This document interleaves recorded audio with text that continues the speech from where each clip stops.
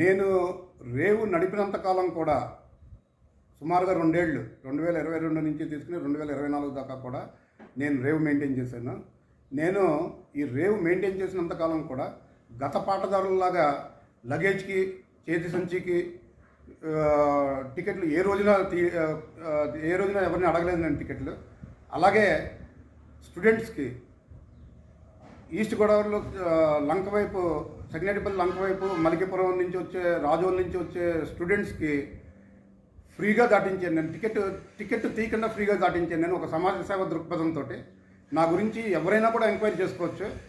నేను రేవు చేసినంతకాలం ఎవరికి ఎలాగో ఉపయోగపడ్డాను, సమాజానికి ఏ సేవ చేశాను అన్నది ఎవరైనా ఎంక్వైరీ చేసుకోవచ్చు. నా గురించి ఎంక్వైరీ చేసుకుని నా మీద